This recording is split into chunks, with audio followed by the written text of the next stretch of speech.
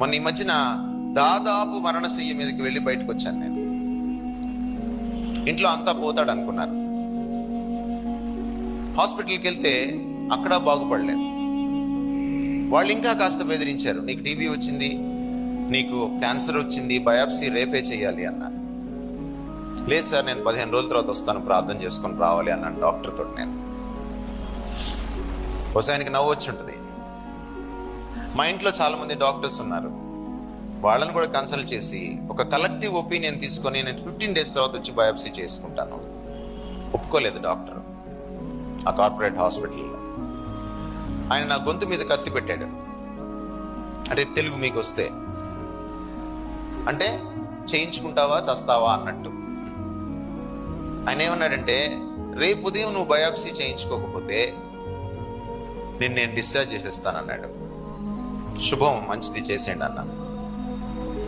కానీ చేయకుండా మళ్ళీ మరుసటి రోజు బేరాలు ఆడుతున్నాడు. ప్రార్థన చేయడం మొదలెట్టాను. ఆ రాత్రి దేవుడు చెప్పాడు, get out of this place, I will be with you, I will take care of you.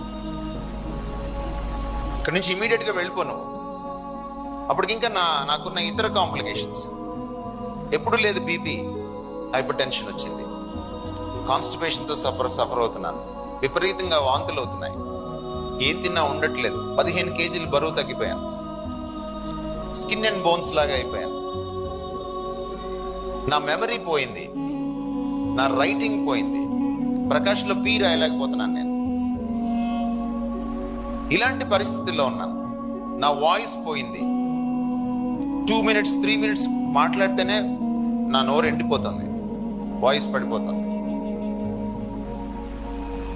దేవుడు చెప్పాడు, వెళ్ళిపో అన్నాడు. డాక్టర్ ఏమో నేను వైద్యం చేయను అన్నాడు.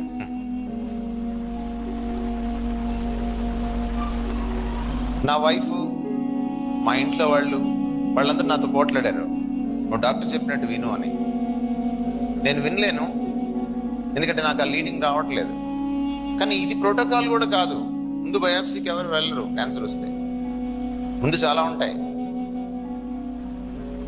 ఇంటికి వెళ్ళిన తర్వాత 15 రోజుల తర్వాత చాలా సఫరింగ్ ఉండా వెళ్ళిన తర్వాత డాక్టర్ గారు సెప్టెంబర్ నుంచి తిను, అక్టోబర్ నుంచి తిను అన్నాడు నాన్ వెజ్.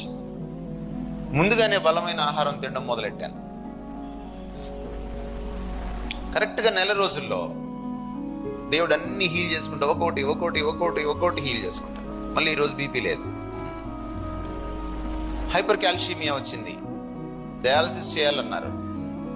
ఈరోజు కాల్షియం లేదు, హైపర్ కాల్షియమియా లేదు.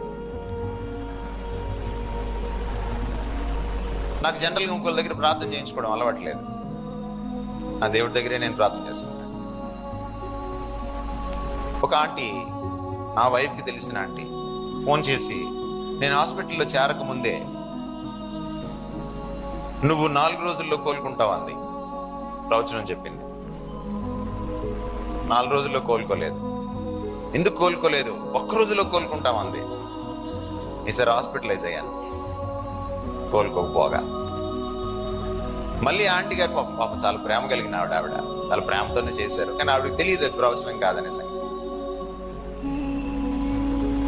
ఆవిడ, మీరు అడగండి దేవుణ్ణి, మీరు అడగట్లేదు దేవుణ్ణి అంది. నేను అడగను దేవుణ్ణి అన్నాను. ఆయన ఇష్టం, ఈ లైఫ్ ఆయనది, నా లైఫ్ ఆయనలో గుప్తమై ఉంది. బ్రతికిస్తే ఏదో సేవ ఇస్తాడు, చెయ్యాలి. ఇంకా ఏదో మిగిలింటే బతికిస్తాడు. లేదు అయిపోయింది, నా పని అయిపోయింది అని అంటే తీసుకుంటాడు. రెండు నాకు లాభమే. మొన్నటిదాకా ఒక్కడనే నేను, ఇప్పుడు పెళ్ళయింది కాబట్టి ఆమె సంగతి చూసుకో. ఇదొకటే నేను అడిగాను దేవుణ్ణి. హాస్పిటల్ నుంచి బయటకు వస్తుంటే మా బావమరిది పోట్లాడాడు, వెళ్ళడానికి వీల్లేదు అని, ట్రీట్మెంట్ అయ్యేదాకా. నేను ఒకటే అడినాను తనతోటి, దేవుడు నాకు ఇలా చెప్తున్నాడు ఇంటికి వెళ్ళమని, నువ్వేమో ఇక్కడ ఉండమంటున్నావు, ఏం చేయమంటావా? చాలా ప్రార్థన పరుడు అతను. నేను అడ్డు చెప్పను అన్నాడు. అప్పుడు పరిస్థితి ఎలా ఉందంటే ఇక బాగుపడడు. అప్పుడు నేను షీబాని పిలిచి, నా వైఫ్ని పిలిచి చెప్పాను, నేను దేవుడు నాకు అష్యూరెన్స్ ఇస్తున్నాడు, టైం పడుతుంది. టైం పడుతుంది. ఈరోజు మీ ముందు నన్ను ఫస్ట్ మెసేజ్ ఇది, నిన్న ఫస్ట్ సెమినార్. మన విశ్వాసం ఆయనలో ఉండాలి కానీ ఎప్పుడు ఆయన చేసిన పనుల పైన ఉండకూడదు.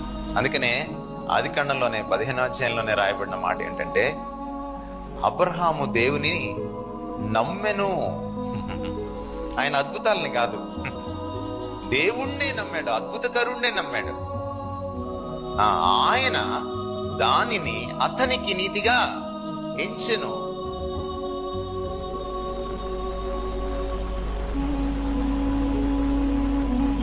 Faith must be anchored in God's character. Number 2, faith is survived by depending on God.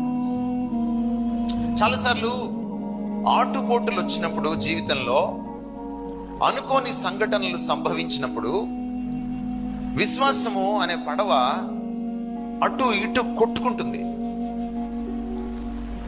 మునిగిపోతుందేమో అనిపిస్తుంది, భయం వేస్తుంది, ఇంకా ఏమాత్రం ఆశ లేదు, హోప్లెస్ అనిపిస్తుంది.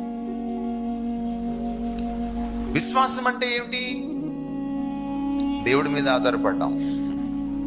కానీ విశ్వాసం చలించకుండా, అచంచలంగా, స్థిరంగా, చచ్చిపోకుండా, వీగిపోకుండా ఉండాలంటే ఏం చేయాలి? మళ్ళీ దేవుడి మీద ఆధారపడాలి. మీకు గుర్తుందా, మోగ దయ్యం పట్టిన వాడిని తీసుకొచ్చాడు వాళ్ళ నాన్నగారు.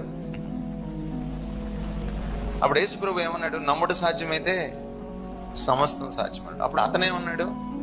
ఆ నమ్మడమే సాధ్యం కావట్లేదు అన్నాడు. అప్పుడు యేసు ప్రభు ఏమన్నాడు? అతన్ని మెచ్చుకున్నాడు.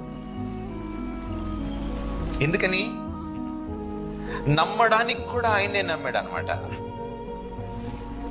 దేవుడి మీద ఆధారపడలేకపోతున్నావా? ఆయన మీదే ఆధారపడు. ప్రార్థించలేకపోతున్నావా? ప్రార్థన ద్వారానే ప్రార్థించు, ప్రార్థన నేర్చుకో. విశ్వసించలేకపోతున్నావా? దేవుడి మీద ఆధారపడితే విశ్వాసం మళ్ళీ పుడుతుంది.